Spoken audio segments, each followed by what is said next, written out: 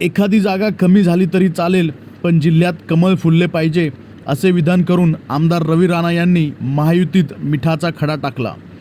त्यांच्या या विधानाने महायुतीत सगळे काही अलबेल नसल्याचे समोर आले आहे.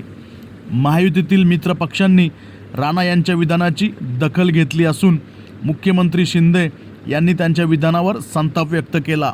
तर रवी राणा यांना फडणवीसांनी समज द्यावी अशी मागणी उपमुख्यमंत्री अजित पवार यांनी केली. अमरावतीत एखादी जागा कमी झाली तरी चालेल, पण जिल्ह्यात कमळ फुलले पाहिजे असे म्हणत रवी राणा यांनी आपले पारंपरिक विरोधक संजय खोडके आणि अभिजित अडसूळ यांना डिवचण्याचा प्रयत्न केला. खोडके, अडसूळ आणि राणा तिघेही महायुतीचे घटक आहेत. तरीही रवी राणा यांनी आपल्या कार्यकर्त्यांना विरोधात काम करण्याचे संकेत दिले आहेत. राणा यांच्या विधानाची मित्र पक्षांनी लगोलग दखल घेतली आहे.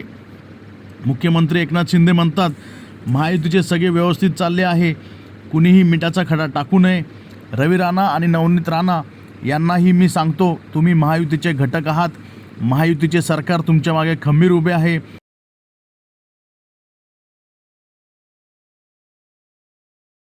हे सरकार दुसऱ्यांदा आणण्यासाठी कॅप्टन अभिजित अडसूळही आपल्याला हवे आहेत. महायुतीची शिस्त पाळली पाहिजे. महायुतीत राहायचे आहे आणि विरोधातही काम करायचे आहे, हे बरोबर नाही. यावरती अजित पवार यांनी सुद्धा निशाणा साधलेला आहे. रवी राणा यांच्यावर न बोललेलं बरं. रवी राणा यांचे विधान म्हणजे विनाशकालीन विपरीत बुद्धी.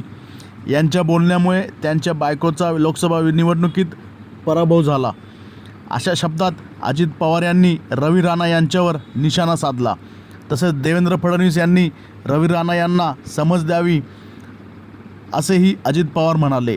लोक काहीही बोलत असतात, सगळ्यांच्या बोलण्यावर प्रतिक्रिया देत बसायचं नसतं, असा सल्लाही अजित पवार यांनी रवी राणा यांना दिला आहे.